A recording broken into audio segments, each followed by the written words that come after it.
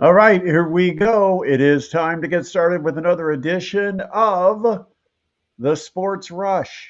Hey, look who's here. Adam is back. What's up, brother? Hey, glad to be back. Glad to be back here doing the sports rush again, man. It feels good. Yeah, it's kind of interesting to be doing this on Saturday. It's like trying to kick back and chill and say, "Oh man, it's time to get going live." But we're going to give it another go. It's a big weekend because it is the battle for state pride. And I see you're doing your job. You've got your TinCaps shirt on. Yes, sir. I've got some news today coming from the Mastodons. There's some Ooh. more. Yeah, there's some breaking news happening with the Mastodons today. We'll talk about. But when we get back talking about state pride, this weekend it is happening, people. It's the border war between Ohio and Indiana because you've got the Pacers ready to get it on with the Cleveland Cavaliers as the Pacers have earned the ticket to take on the number one seed in the East. And then you've got the Komets already in battle against the Toledo Walleye. Tough one last night. We'll talk a little more about that. Also, TinCaps just beaten up on Dayton so far this week. They've got two more games left in their series tonight and tomorrow. And so it's been a good week so far for the Tin Caps out of Parkview Field. Another game coming up tonight at 6:35. Tomorrow, the series wraps up with a 105 first pitch. And of course, as always, it is a autograph Sunday where you can get autographs. And I'll just tell you, Leo DeVries is the deal. Earlier today, I had a chance to do a high school game this morning with Josh Van Meter. What a fun guy just to hang out with for a couple of hours. But Josh asked me during one of the commercial breaks, is Leo DeVries really the real deal? I said, this guy is unreal. 18 years old, the things that he is doing. Hit for the cycle a week ago. And then earlier this week, followed it up on Tuesday. Now remember, Monday he is named the Midwest League Player of the Week. And then he comes out on Tuesday and he goes, what was it, 3 for 3 Yep. with a double, a single, and a home run. And he comes to bat in the bottom of the eighth inning with a chance to do a cycle again. Unreal to have that opportunity. And unfortunately, I think it was a four-pitch walk, so he didn't have his chance to get his triple, Yes. which he did the week before. He had the triple on the last at bat, and I think there's no better way to get a cycle than to have the triple in your last at bat and somehow find your way to a triple. I mean, if all you got to do is get a base hit, get a single because you've already got the double, triple, and homer covered, that's different. That's a different cycle. When you come up your last at bat in a ball game and you need a triple, and he delivered it, and I mean that was so much fun. But starts the series six for his first eight, couple of doubles, home run. I mean the guy is just electric, and he's the real deal. He's heading to the show at some point. I mean, barring a some kind of a catastrophe, this guy's going to be in the show probably within a couple of years. And if you want to get out and see him, now is the time. He's with the Tin Caps. We don't know how long that's going to last. Probably not as long as we'd like it to last. But come on out and get this guy's autograph tomorrow. You'll have your chance. Yeah, I mean, you said it. It's just been electric having him here at Parkview Field and with the Tin Caps in general. That cycle was absolutely amazing. And you said it. He did have that chance to go for the cycle on Tuesday. But you know what? I really appreciate the fact that he didn't, go for a big hit. He didn't try to, get it out to a corner of the outfield. He had plate discipline and he took a walk. So you know what? Credit to him. That shows real maturity at the plate, not hunting that cycle. But like you said, I mean, that's going to be an autograph that you're going to want to get pretty soon while he's here at Parkview Field. I'll put my record on the line. I know previously I said that Jackson Merrill is an autograph that you're going to want to get out at Parkview Field. It's going to be worth something in the future. I'm going to take credit on being right on that one, and I think I'm going to put DeVries on that list as well. You're going to want to grab that autograph. Man, you've got some hot takes, man. Hey, I do what I can to Those bring are the hot. You fire. you go way out there on the limb when you're making your takes. It's like I think I'm going to project that the number one prospect in the Padres system is going to be pretty good someday. Hey, you gotta know when to fold them and when to hold them. All right, so when you look at the Tin Caps, they have taken the first four games in this series, and this offense has come to life. And you've got guys like Brendan Durfee, who all of a sudden is hitting the baseball like it's a beach ball. He's just barreling up baseballs and driving them all over the ballpark. Butterworth, Brendan Butterworth is hitting the ball well. You really I mean, that's the thing. There's no weaknesses. I mean, the game-winning rally in last night's contest came from the bottom of the order. The number 8 and 9 guys, Linares and Sanabria, who hardly ever play, and they ended up being the guys that really delivered in the clutch and helped the Tin Caps get that win last night. So it's been a fun week. We get a lot of runs being scored. You get great pitching from guys like Manuel Pinales, and earlier this week, Tyler Morgan with three perfect innings, and they're doing it all right now, and they're kind of taking advantage of a team that's not one of the best teams in the league right now. And I don't want to say anything that ends up on a whiteboard somewhere, but Dayton is not West Michigan. West Michigan's loaded with talent, loaded with prospects. Dayton's not in that same situation, but the Tin Caps are taking advantage. They're pounding the ball around. They're pitching well. It's been a fun week to be at the ballpark so far, but still 2 games left in this series. Yeah, and you said it. Credit to the pitching and credit to the bullpen, who has been absolutely lights out for the Tin Caps. I mean, even when the offense has struggled a little bit, it feels like you can always count on them to come back in these recent games. And then the pitching has been able to hold those leads that the offense has gotten back. So it's just all been working out so far. And like you said, it's not against one of the top teams in the Midwest League, but it's still good to see that. And I know it feels good for the team. It's good development too. All right, let's talk about the NBA. That's your baby. I know you love the NBA. I'm Oh man. probably a little more of a college basketball guy, and I've got some college basketball news. We're going to talk to Dylan Sinn from the Journal Gazette coming up here in just a few, and we'll talk about Indiana. They started with nothing. The cupboard was completely bare. They got handed some money and say, "Here, go shop for groceries." And what kind of food are they getting? Are they getting the generic products, or are they getting some name brand good stuff? And that's what we're going to talk to Dylan Sinn about, and just ask, how has Darian DeVries done in assembling this roster? How talented is it, and does it fit? Are these pieces going to fit? Mike Woodson couldn't have put a puzzle together to save his life, because that those pieces, they did not fit at all. I mean, he wanted to win the press conference, not win basketball games. So he went out and got all the guys with a bunch of stars.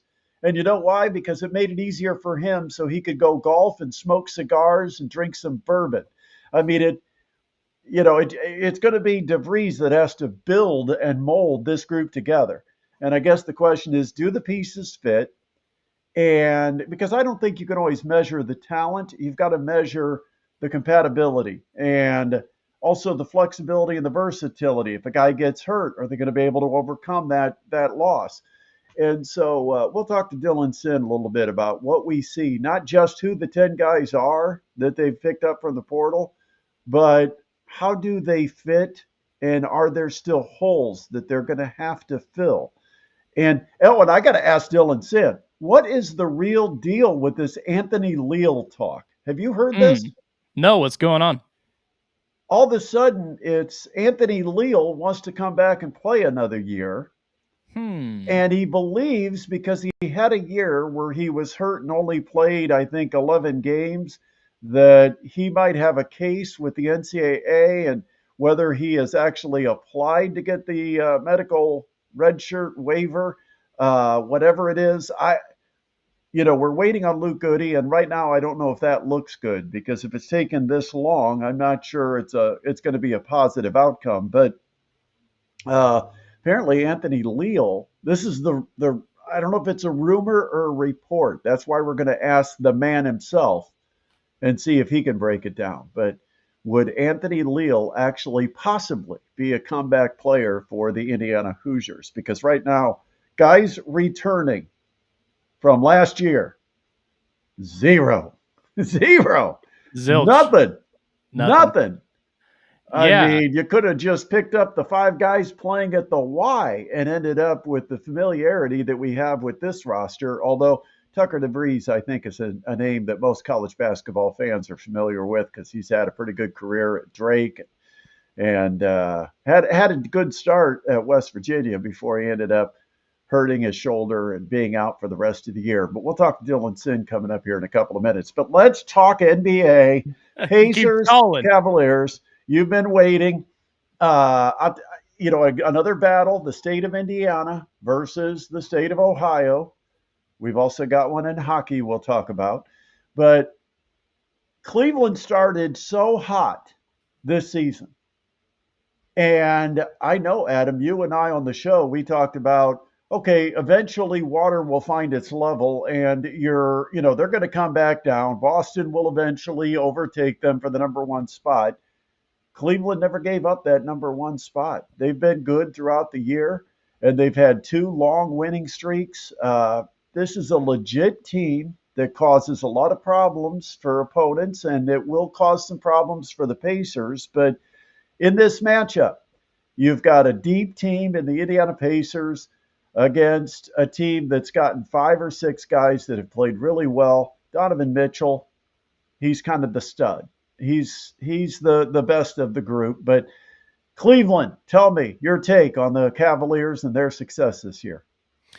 Yeah, I mean, it's they've backed it up. It's like you said, we had a lot of conversations about whether this was just an early season flurry, but it continued to be a flurry throughout the rest of the regular season, and they ended up with the top seed, like you said.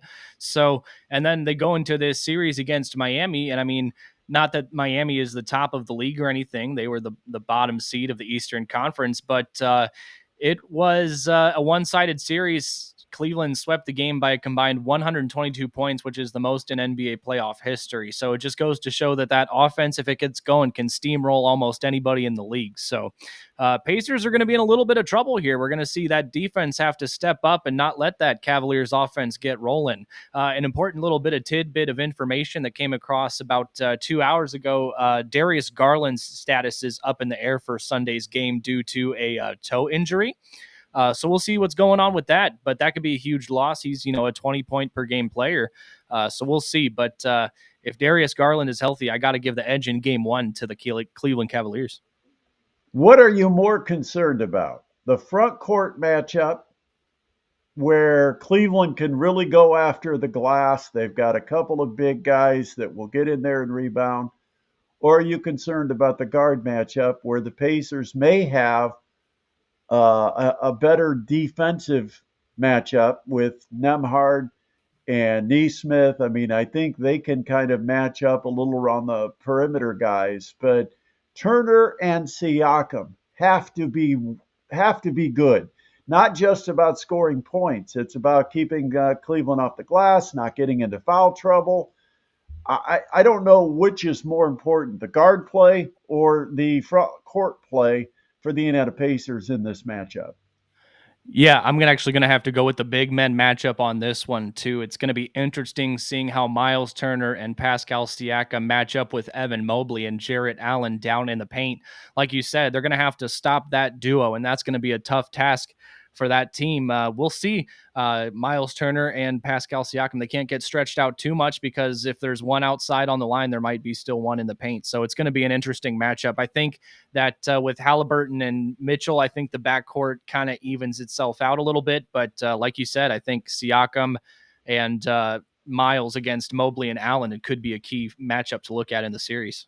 By the way, uh, as we do this show, the Fever and the Washington Mystics are playing a preseason. I'm not sure if you call it a preseason or an exhibition. I'm not exactly sure the exact title that we should give this because both apply here. It's preseason and essentially it's exhibition.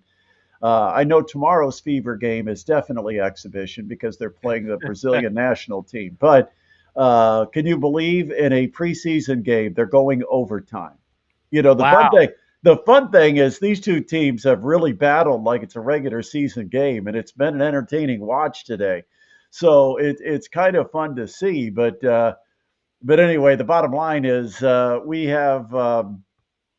we've been watching this, and they're going overtime, tied at 71 down in Indy. All right, so uh, What do you like? Do you have any bold prediction for us? Pacers. I will tell you my prediction. There's something magical in Indianapolis. There's something magical with the team playing at Gainbridge. I think the experience that the Pacers gained a year ago and the fact that they were challenged a little bit more in the first round. Now, still was pretty much a 4-1 blowout. Pacers probably should have won all 5 games. They had a horrible quarter against Milwaukee in the game they lost. I'm going with the Pacers to win this series. I Wow. I I think the advantage in coaching. I think the fact that the Pacers are deeper, because you're already talking that Cleveland might have an injury issue. I'm going to go with the Pacers, and I'm going to go with the Pacers in 6 Wow. because I don't know that the Pacers can win a 7th game in Cleveland. I might have to flip flop. If I Ooh. if we get to game 7, I'm going to burn this tape and I'm going to come out with a new prediction. No, seriously, I feel like the Pacers, they just have something magical when they're playing at home. I think they're going to be really tough to beat. They beat Cleveland 3 out of 4. Yeah, the little asterisk is that Cleveland didn't play a lot of their starters in a couple of those games. But I'm going But on the record, man. put it on I'm wax. going I'm going on YouTube and X and Facebook or whatever, wherever this video is ending up. Somewhere I on the am internet. I am saying Pacers in 6. Give me something, Adam. You're the NBA guy.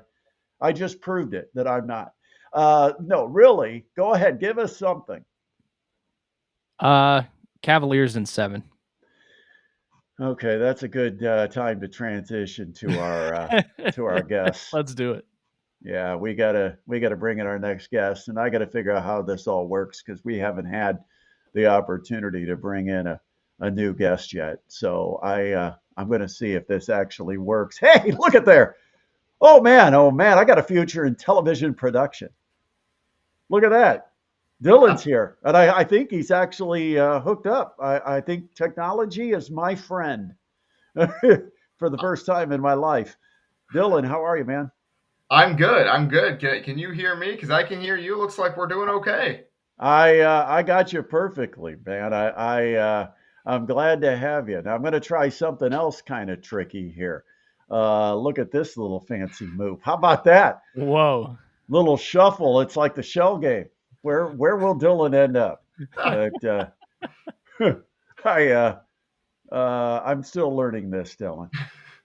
We're gonna get there. We're We're gonna figure still it in the out. infancy stages of trying to get this thing right. But I feel like the Brady Bunch or something. yeah, Dylan is the busiest man in sports media. I'll say that because goes everywhere. Um, I mean, he's got a 7 day a week schedule generally. If he's not at a game, he's in the office. We were asking Vicky the other day when she was at a TinCaps game, "Where's Dylan?" "Oh, he's working in the office." It's like, dude, you gotta give the guy a day off. He drives all over half the Midwest covering Purdue or Notre Dame or IU, and gotta give him a break once in a while. And so, what do we do when he's got a Saturday afternoon to relax? We have him come on our show. Yeah, we're real nice. Dylan, a lot of things to cover with you. We were just talking about the Tin Caps because we're talking about this week being the border war, Indiana versus Ohio. And so far, we have covered the Tin Caps Dayton series, which has been all Tin Caps. We've talked about the Pacers and Cavaliers. Tin Caps have played a different brand of baseball this week. They've been hitting the ball. Pitching has been pretty solid for them all year. It's been exceptional here at a few of the games against Dayton. But the offense, if they can score runs like this, they got a chance to do some special things. Yeah, I mean it's been really impressive. Obviously, the headliner is Leo DeVries. There's no way around that. He had 14 plate appearances in his first 3 games in this series and was retired twice. So he's really really good. But it's not just him. I think that's that kind of the biggest thing is they're getting production up and down the lineup. Last night, the winning hit in a 2-1 victory was by the number 9 hitter in the order, Jose Sanabria. So they are getting production from everywhere. They've scored 30 runs in the 4 games this series, 28 in the first 3. So they're on a 5-game winning streak. The vibes are good at Parkview Field right now. So let's talk about Indiana basketball. That's been kind of the storyline since the end of the college season because Mike Woodson steps down. Wink, wink. And Indiana has to go find a new coach. First of all, I want to go back to that because we haven't really taken a deep dive into the hiring of Darian DeVries. When did Indiana decide DeVries was going to be the guy as we go from one DeVries to another? When did Indiana decide that Darian DeVries was their target to become the next coach? Because there's been some reports and speculation that this has been going on for some time. What's your best guess? Yeah, I know some of that speculation is from West Virginia people who are a little bit, there's a little bit of sour grapes there that Tucker DeVries sat out the end of the season, that maybe he could have come back, and that they were kind of holding him out so that he could play for IU this year. I don't really put any stock into that. I have not heard that from anyone on the Indiana side. The kind of genesis for some of that speculation is that Scott Dolson talked in DeVries' introductory press conference that he saw West Virginia play in the Battle for Atlantis in the Bahamas this year, where Indiana also was, and he was just extraordinarily impressed by how hard that team plays. And so he kind of kept DeVries in the back of his mind, but there's no indication there was any contact between them at that point. There was no indication, there wasn't any indication yet at that point that IU was going to be in the market for a coach, because if you'll recall, we were sitting here last offseason and Indiana seemed to have patched most of the holes that it had in the roster, and it seemed like they were probably going to be pretty good this past year under Mike Woodson, and that would have meant they wouldn't have needed a new coach. So I don't think it was really until December or January when they decided they probably were going to move on for sure. And then they probably started reaching out behind the scenes at some point around then, maybe in February, and got to DeVries. But I don't think there's any truth to the rumor that this was a season long or even kind of months long project. I think it came together in the last couple of weeks there. And you brought up a point about last year. We looked at the roster and thought it was tons of talent, but it never gelled. It just didn't work. The two bigs on the court at the same time never turned out to be the best thing for Indiana. And so, what we were talking about earlier, Adam and I were saying, with Indiana, you look at the roster, and it may not be a bunch of 4 and 5-star guys. We've got some talent. I don't think this roster. I don't know. I'll let you answer it, but I'm not sure this roster is more talented than last year's roster. But Mike Woodson couldn't put a puzzle together to save his life. It just never, he never was able to make that roster fit. So I guess the question for you, what do you think about the overall roster construction and finding pieces that seem to be potential pieces that fit together for Indiana? Yeah, you can see going into the roster building process, Darren DeVries had a plan. He had a vision of what he wanted this team to look like. He wanted it to be perimeter oriented. He wanted it to be able to shoot the ball. He wanted it to be fast, and he wanted it to be able to defend. I think that he was able to do that, and I like that. Well, the one thing I like about this roster more than anything else is how much redundancy there is. There's a lot of guys who can do a lot of different things, and so there's going to be depth on this team. I think there's going to be position battles. First of all, we really don't know exactly who's going to get a ton of minutes on this team. I think we can assume that Lamar Wilkerson is going to get a lot of minutes, and we can assume that Reed Bailey is going to get a lot of minutes, and then obviously Tucker DeVries. Those three are probably your foundational pieces, and then beyond that, it's going to be filling in with whomever ends up working out. To me, the question that I have about this roster is on defense, especially down low, because they don't have anyone who can protect the rim except maybe Sam Alexis from Florida, and he doesn't seem like a big minute guy to me. Maybe he will be, I don't know, but I am concerned about defense, especially down low, because this is a problem we saw with Purdue last year, right? We saw Purdue struggle for a lot of the season, and they were still winning games, they were still doing okay, but they couldn't protect the rim, and it was a problem even though the rest of the pieces fit together pretty well. So I like the roster. I like where they're at right now. I think they'll be a pretty good team. I don't know if I would pick them near the top of the Big Ten yet because they do have that one glaring question mark to me. Okay, so that one glaring question mark when you talk about the rim protector, uh, what what type? I mean, this roster. It, what type of roster do you see it being? Is it 3-point shooting? Is it perimeter defense? Is it full court defense? When you say that Coach DeVries had an idea of what type of roster he wanted to assemble, what type of roster did he assemble? Yeah, I think it is going to be a team that is predicated number one on ball movement and number two on shooting, especially on offense, because they have two guys in Tatum Connerway from Troy and Connor Enright from DePaul, who were both in the top 20 in the country in assist rate last year. So you're going to have those guys creating offense for you. And I think and when you have those guys on the court together, which I think will be relatively often, you're going to be able to create a lot of shots, do a lot of pick and roll stuff with Bailey, some pick and pop stuff. And I think the basic point of the offense is going to be we are going to move the ball, we are going to find the open man, and we are going to shoot the heck out of it. That is generally seems to me to be the plan. On defense, I still have some questions. I think that Connerway is the key piece of this defense for me. I've kind of compared him to Ace Baldwin from Penn State, who they brought in from the transfer portal when they brought in a new coach. Connerway is that guy who can be, to borrow a phrase from Mike Woodson, the head of the snake. Right, he is going to guard the other team's best perimeter scorer night in and night out. He's going to average 2.5 steals, and he's going to be really, really effective in getting you out on the break. And so I think that he's really important. But beyond that, I have questions about the defensive structure and how they're going to go about it because some of these guys have question marks about their defensive ability. Reed Bailey was not a good rim protector despite being 6'11". Wilkerson has admitted that he is not a great defender and he is working on that this offseason. That's kind of the next step in his growth coming from Sam Houston State. So I have questions on defense, but I think they're going to try to outscore a lot of teams. I think this is going to be a fast-paced team that's going to win some games 95-90, if I had to guess. This kind of similar to a Wisconsin, what Wisconsin did in putting the roster together this past season. Do you see similarities? I can see where you would make that comparison. Yes, and I think that there's a decent chance they kind of have a similar type season where they're good. They have some good wins. They end up getting a 7 seed in the NCAA tournament or something like that, and you can kind of see the vision for going forward. I don't think that that's a bad comparison at all, frankly.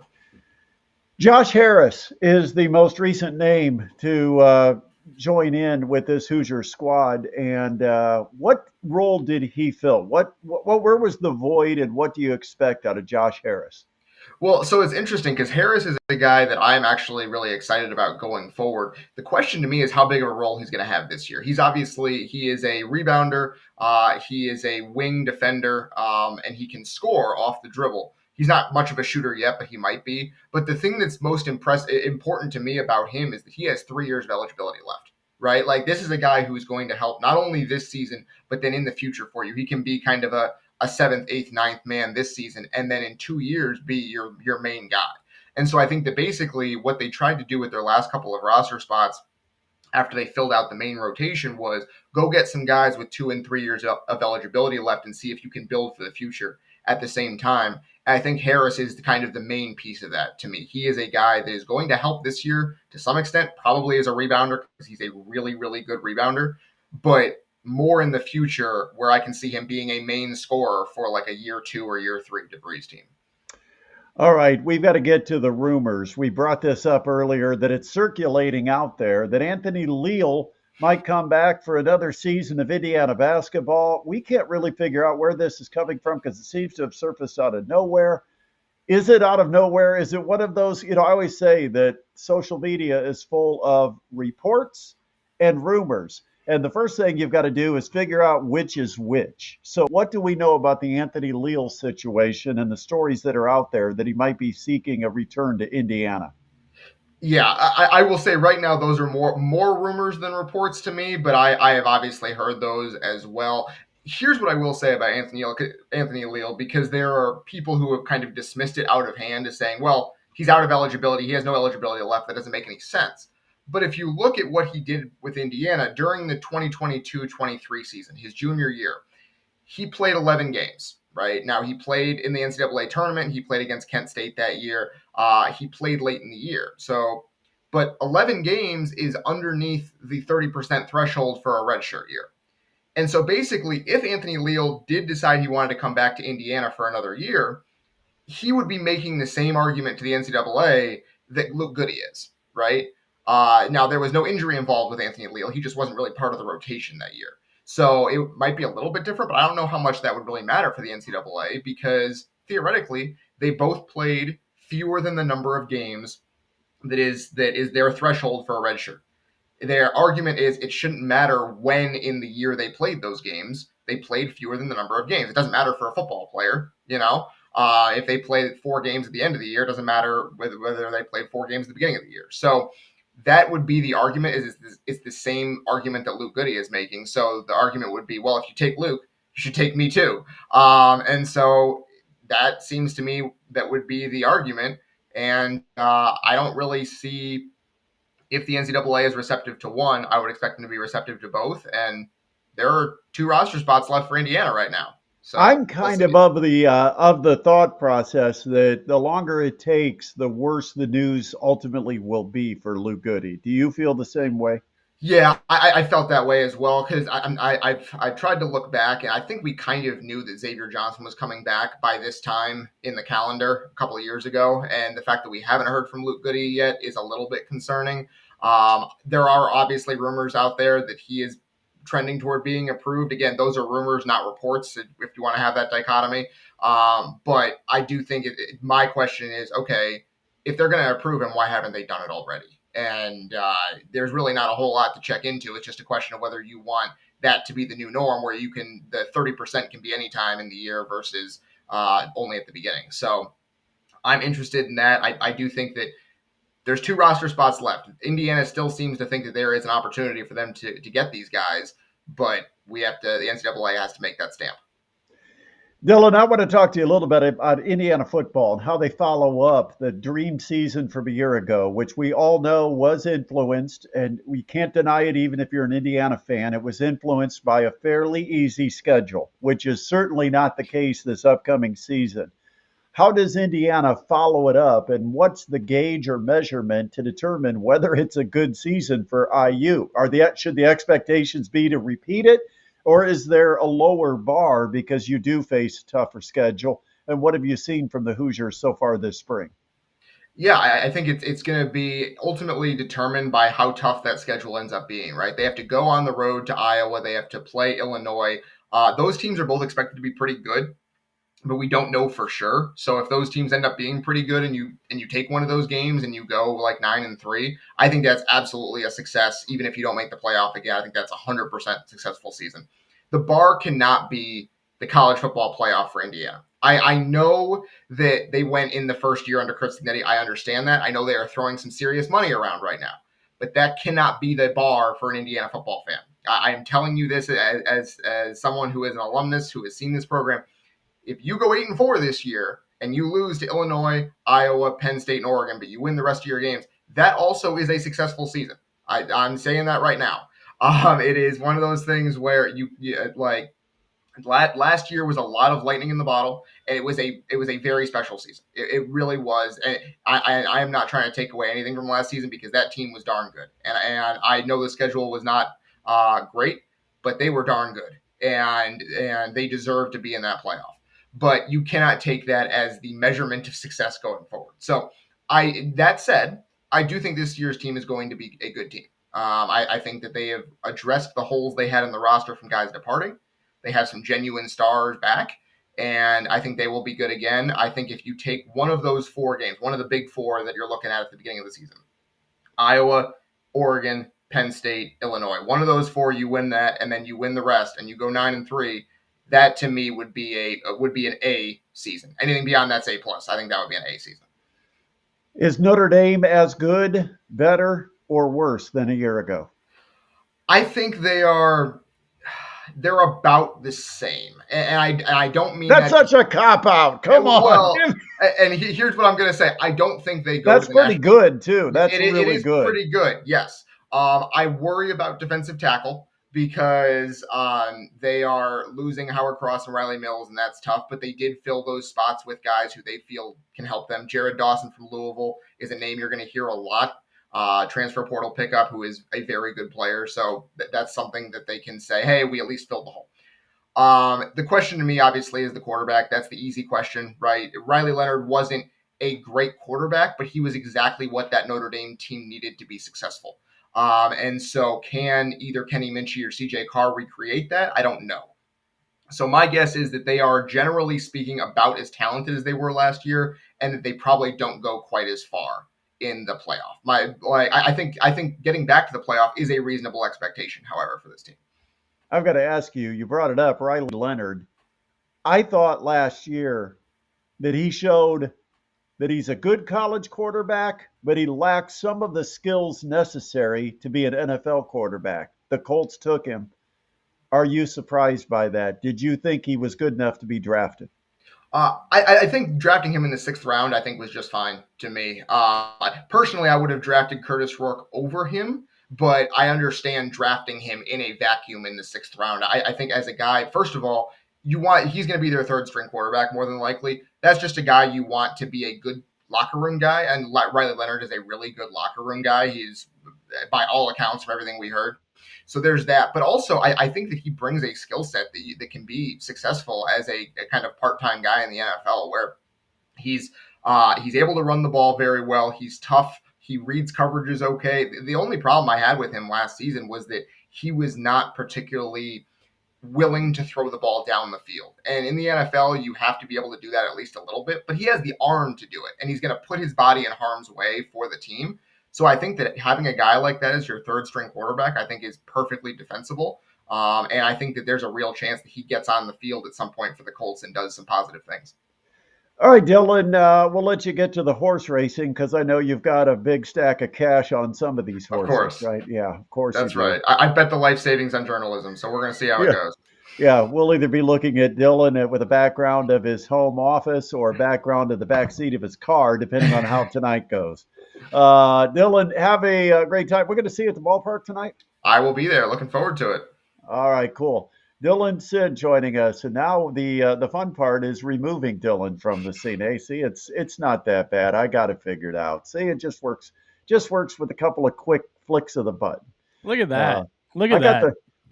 I could multitask here. I could talk and be a producer at the same time. Big thanks to Dylan Sinn for joining us here on our Saturday Sports Rush. Now, this is an important part of the program. This might be the most important part of the program. If you're watching us, here's what you have to do. You have to subscribe because we need to build subscribers. We're playing the YouTube algorithm game is what we're doing. And when you get started, that's the only way you can build a base is to play the algorithm game. And that is everybody click subscribe.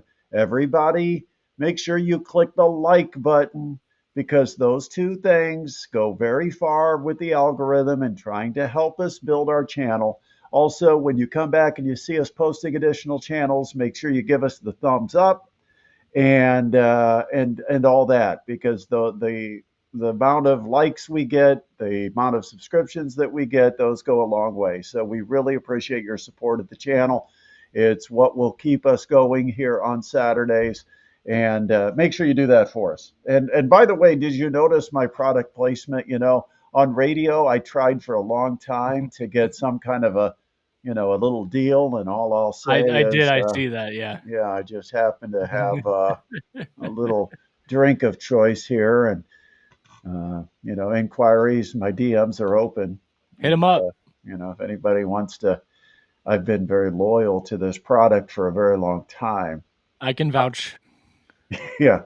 I cannot go to a broadcast without one of these in my bag. I will just tell you right now. I showed up this morning. It's like 50 degrees. It's blowing. It's cold. But gosh darn it, 8:15 in the morning, and I've got one of these ready to go. Gotta have it. Hit them up for that sponsorship. You know who you are. You know By the way, how much fun was it having Josh Van Meter this morning? Oh, that was fantastic. Oh, man. What a great baseball mind to get in the booth there with you. we had We had some fun. We had a couple of little jabs. Hey, you know. Talking about how difficult he mentioned how difficult it was to come off the bench cold and have that one at bat where you got to step in and deliver. And I'm like, well, anybody would know it would be you because that was basically how you were sustaining your career was Oh, geez. coming in and getting those occasional pinch hits. But we had some fun with him. But he did the game this morning with Snyder and Carroll, and I think maybe some people were a little mildly surprised. The Carroll Chargers got a win over Snyder Yeah. in game one of the doubleheader. I didn't see what happened in game two. I can't give you this update, though. What do you See, got? this is the great thing about doing the show live is we get live updates along the way. The Fever did get the victory in overtime. All So right.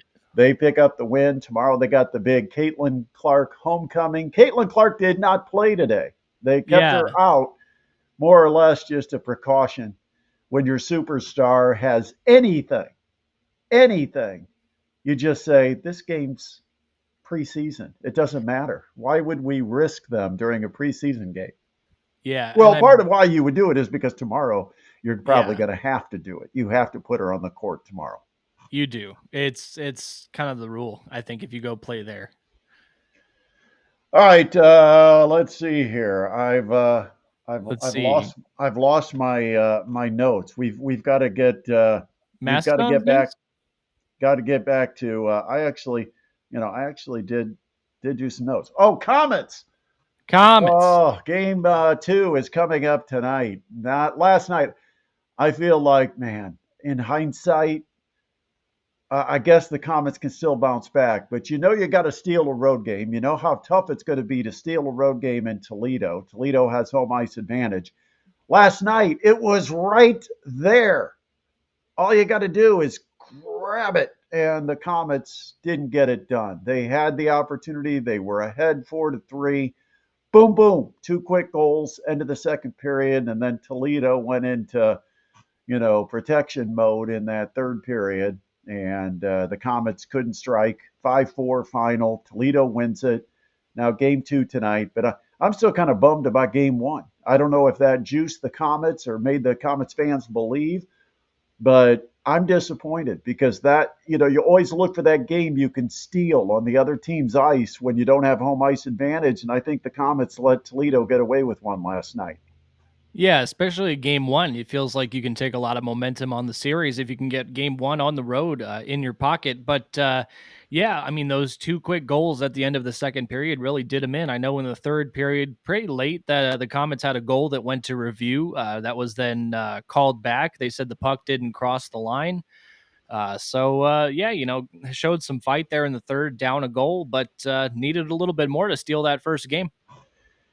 It's interesting watching the highlights back and seeing highlights of almost every goal that was scored in the game. And it's amazing how space becomes so valuable in the playoffs because everybody wants to take away space. They want to take away the space you're trying to gain an advantage in, whether that's high slot, whether that's near the circle, whatever that space might be. And it seemed like every goal, the other team allowed space. I think what's going to happen tonight is everybody's going to have a chance to have an afternoon film session today. They're going to review all those areas of the ice where they allowed too much space. And you know what's going to tonight? It's going to be like a 2-1 game. A lot Last night, tighter. Yeah. everybody was scoring goals, right? Right.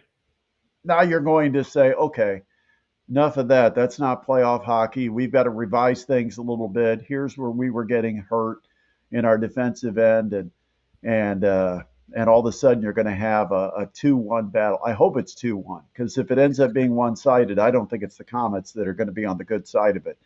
But can the Comets even it up? Because remember, they come back home for 3 games. If they can come home for 3 straight games with a victory out of these first 2, they got a chance, Adam, to not have to make another trip to Toledo. How about that? That would be huge, but got to get it done in Toledo. All right, got some big news, Adam. You probably Yeah, don't even know about this because we haven't spoke because neither one of us really want to talk to each other during the week. No, I'm kidding. The Mastodons. I said I was going to give you a good Mastodon story. right. Let's hear it. Mastodons finally get a big man out of the portal. It's taken a little while, longer than I was comfortable with. I don't know how the coaches felt, but I'm like, come on, guys, give us something. We love these guards because the guards have always been kind of the key to the Mastodons offense. Fast pace, 3-point shooters. But I didn't like last year that we were near the bottom 20 in the NCAA in rebounding.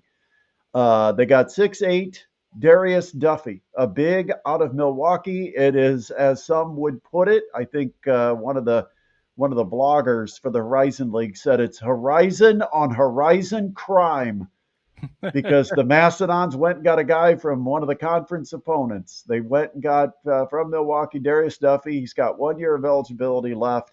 I think he's a grad student. So Darius Duffy, 6'8", big. I think he's 6'8", about 240, 250. I mean, he's a big. He is going to be joining the Mastodons, and so that makes me feel a lot better. They I'm still glad. they still need to find that 6'6", 6'7" guy that can play the four or be a big three or maybe even in critical situations cover the five against a smaller lineup. But they before they got this guy, they kind of jumped from 6'2" up to 6'8". Now they got a 6'8" big that joins D'Angelo Elise, but they need another guy that can provide some frontline support. They got one scholarship still remaining, so we'll see where that one goes. But good news that just came down today about Darius Duffy. All right, final thought. Got to send out a big congratulations. It became public Friday. I know there's not been any kind of formal announcement from the TinCaps, but we're not sharing any kind of trade secrets here to let everyone know that John Nolan, especially since he just did his first game, John Nolan, longtime broadcaster here in Fort Wayne, I think 10 or 11 years, he's been broadcasting sports here locally, including primarily with the TinCaps. He has been named as the play-by-play radio voice of the Indiana Fever. That's huge, man. That's so awesome.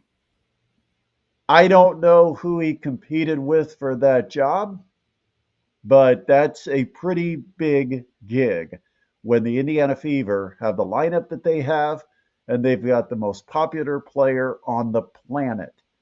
And I'm not even going to say popular women's basketball player.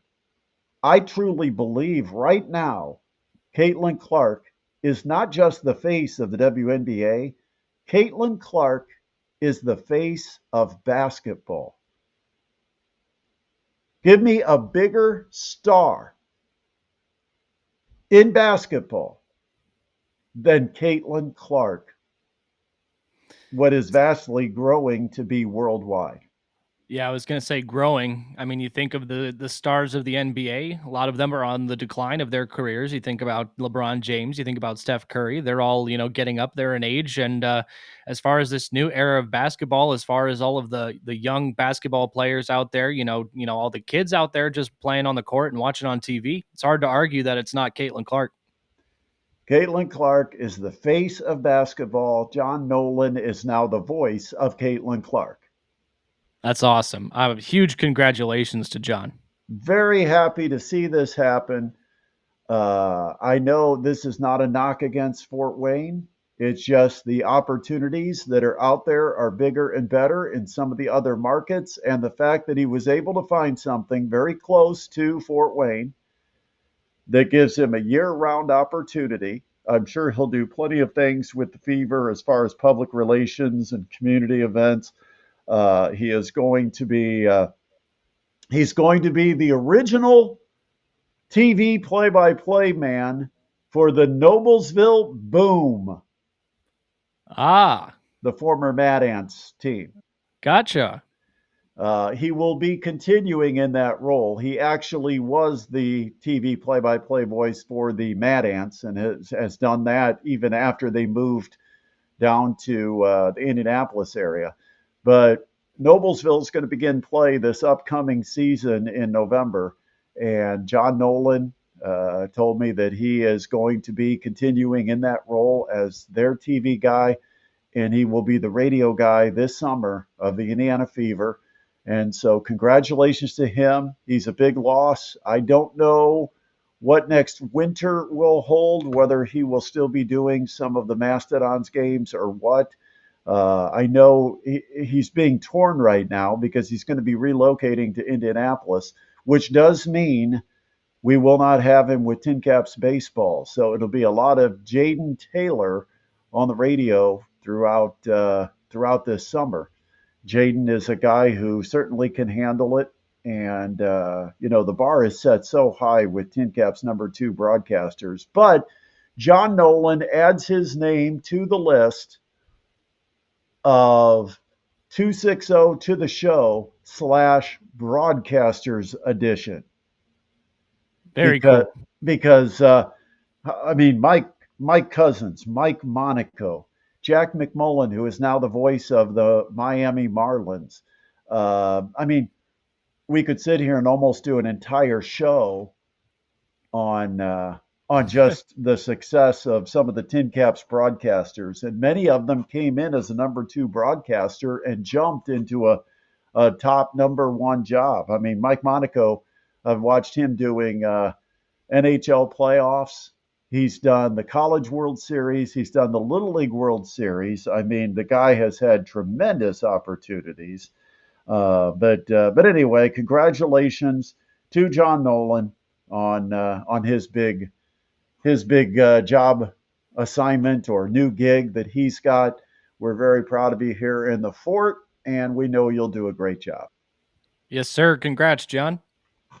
Now make sure to tell your bosses that the games need to be streamed so we can listen. I tuned in to listen. I went on the stream. I wanted to check out his first broadcast. I thought his first broadcast was today, and I check out the stream, and I'm getting some stupid international lacrosse broadcast because I think the Fever were being blacked out on the stream.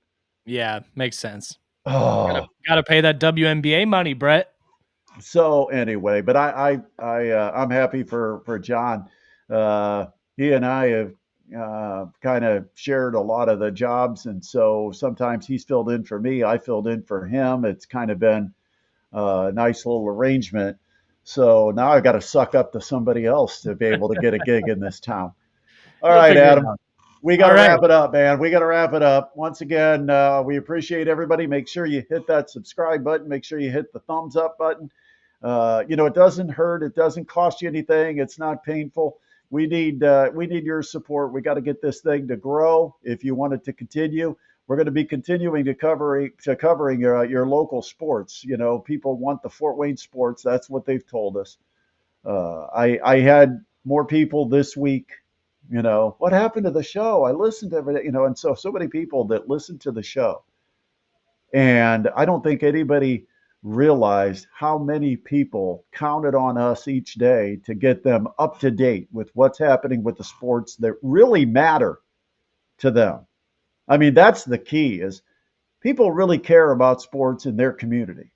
They don't care about the latest with the Lakers, or they don't care about the latest with Shedeur Sanders. They can catch up on that, open up an article, look it up on Twitter.